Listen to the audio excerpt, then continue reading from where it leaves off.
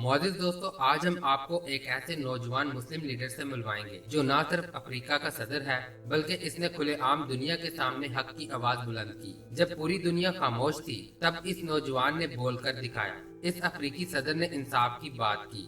ये वही सदर है जिसने सऊदी अरब के बादशाह मोहम्मद बिन सलमान की उस पेशकश को भी ठुकरा दिया। सऊदी अरब के बादशाह मोहम्मद बिन सलमान ने अफ्रीका के कई ममालिक को 400 नई मसाजिद तामीर करने की पेशकश की। ये पेशकश बज़ाहिर इस्लामी खिदमत नजर आती थी, मगर सदर इब्राहिम ने बड़ी सादगी जबरदस्त अक्लमंदी से कहा कि मेरे लोग पहले ही नमाज पढ़ते हैं, हमारे पास पहले ही काफी मसाजिद हैं, हमें मजीद 400 मसाजिद की जरूरत नहीं है। अगर आप वाकई मदद करना चाहते हैं तो यही पैसा उन फलस्तीनी बच्चों को खाने के लिए इस्तेमाल करें जो फाकों से मर रहे हैं। प्यारे साथियों, ये अल्फाज सिर्फ एक सियासी बयान नहीं थे बल्कि इंसानियत के दिल से निकली हुई पुकार थी। ये आवाज उस रूह की थी जो बेसहारा, भूखे और मजलूम बच्चों की चीखें सुन सकती है। मगर सवाल ये है कि आखिर ये नौजवान कौन है, कहां से आया और मगरबी ताकतों के सामने इसकी हिम्मत की वजह क्या है? इसने फ्रांस और IMF जैसे ताकतवर इदारों को कैसे ललकारा और क्या वाकई वो मुस्तकबिल में पूरी मुस्लिम दुनिया का सबसे बड़ा लीडर बन सकता है? अगर आप भी इस नाकाबिले यकीन कहानी को जानना चाहते हैं तो वीडियो को आखिर तक जरूर देखिएगा। प्यारे दोस्तों, बर्किना फासो को 1960 में फ्रांस से आजादी मिली, मगर ये आजादी सिर्फ नाम की थी। हकीकत ये थी कि फ्रांस ने इस मुल्क का बराह रास्त कंट्रोल तो छोड़ दिया मगर हर अहम फैसले में अपना असर बरकरार रखा। मुल्क की करेंसी, मुईशत, तजारती फैसले और सबसे अहम इसके कुदरती वसाइल सब फ्रांस के कंट्रोल में थे। बर्किना फासो की जमीन दुनिया के अमीर तरीन सोने के जखायर में से एक है, मगर वहाँ सोने की रिफाइनरी तक मौजूद नहीं थी क्योंकि फ्रांस ने ये कभी बनने ही नहीं दी। फ्रांस की कंपनियां सोना निकालती रहीं, प्रोसेसिंग करती रहीं और बर्किना फासो की आवाम भूख का शिकार रही। ये जुल्म और लूट मार दहाइयों तक जारी रही, जिसके नतीजे में बर्किना फासो जैसे मुल्क गुर्बत, करप्शन, जराइम और सियासी बदअमनी की दलदल में धंसते चले गए। मगर अवाम के अंदर गुस्सा पकने लगा था। 2010 के बाद हालात तेजी से खराब हुए। मुख्तलिफ गिरोहों ने हथियार उठा लिए, मुल्क के अंदर बगावतों का आगाज हुआ। 2015 में इंतखाबात हुए और एक सदर चुन लिया गया जिसे फ्रांस की मुकम्मल हमायत हासिल थी। लेकिन अवाम की हालत बेहतर होने की बजाय मजीद बिगड़ती चली गई। फिर जनवरी 2022 में बर्किना फासो की फौज ने बगावत करते हुए हुकूमत का तख्ता उलट दिया और इक़्तिदार एक जनरल के हाथ में आ गया। मगर इस जनरल के वादे भी झूठे निकले। न अवाम को कुछ मिला, न फौज की तनख्वाहें बढ़ी। 8 माह के अंदर अंदर फौज के अंदर ही एक और बगावत हुई और इस बार इब्राहिम ट्रावरे को मुल्क का नया लीडर बना दिया गया। दोस्तों, इब्राहिम ट्रावरे ने जैसे ही इक़्तिदार संभाला, दुनिया ने पहली बार इसे संजीदगी से लेना शुरू किया। जनवरी 2023 में इसने सबसे पहला बड़ा कदम उठाया। फ्रांस के साथ सिक्योरिटी मुआहिदा खत्म कर दिया। उसने फ्रांस को 1 महीने की मोहलत दी कि अपनी फौज निकाले वरना अंजाम बुरा होगा। लोग हैरान रह गए कि एक कम उम्र लीडर कैसे फ्रांस जैसे ताकतवर मुल्क को चैलेंज कर सकता है, मगर फ्रांस को वाकई अपनी फौज वापस बुलानी पड़ी। ये इब्राहिम ट्रावरे का पहला दिलेराना कदम था। उसके बाद उसने रूस का दौरा किया और अफ्रीकी लीडरों के साथ खड़े होकर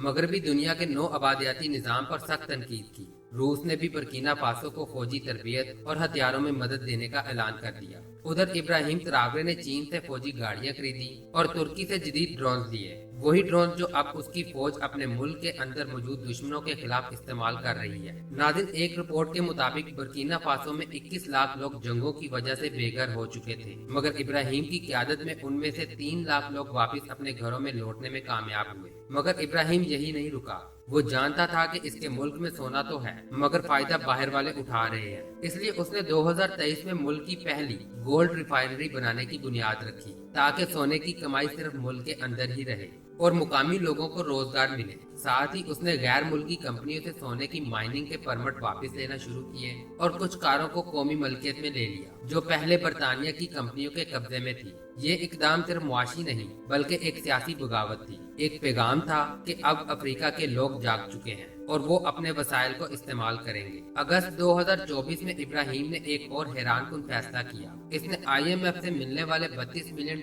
के कर्जे को लेने से इनकार कर दिया। इसने दुनिया को साफ कहा कि अफ्रीकी मुल्कों के पास सब कुछ है, सिर्फ खुद पर यकीन करने की जरूरत है। वो किसी भी आलमी इदारे का मकरूज नहीं बनना चाहता बल्कि अपने मुल्क को अपने पैरों पर खड़ा करना चाहता है। और यही वो जुर्रत और खुददारी थी जिसने इब्राहिम ट्रावरे को सिर्फ बर्किना फासो का नहीं बल्कि पूरे अफ्रीका का रोल मॉडल बना दिया। नाज़रीन, इब्राहिम ने सिर्फ दिफाई और मुआशी इक़दामात पर इक्तफा नहीं किया बल्कि इसने एक मुकम्मल तब्दीली का मंसूबा तैयार कर रखा है। इसने महसूस किया कि अगर बर्किना फासो को मजबूत बनाना है तो सिर्फ गोल्ड या असलहा काफी नहीं है, अवाम के रोजमर्रा मसाइल को भी हल करना होगा। और इन मसाइल में सबसे बड़ा मसला था खुराक, यानी खाने की कमी। जंगों, गुर्बत और कैद साली के बायस लोग कई दहाइयों से भूखे सोते थे। इस मसले से निमटने के लिए इब्राहिम ने रूस के साथ ताल्लुकात को मजीद मजबूत किया। जनवरी 2025 में रूस ने बर्किना फासो को 25,000 टन गंदम बतौर अमदाद फराहम की, जो लाखों लोगों के लिए एक नेमत साबित हुई। लेकिन इब्राहिम सिर्फ अमदाद पर इन्हिसार नहीं करना चाहता था, इसलिए इसने ज़रई शोबे को खुद कफील बनाने का फैसला किया।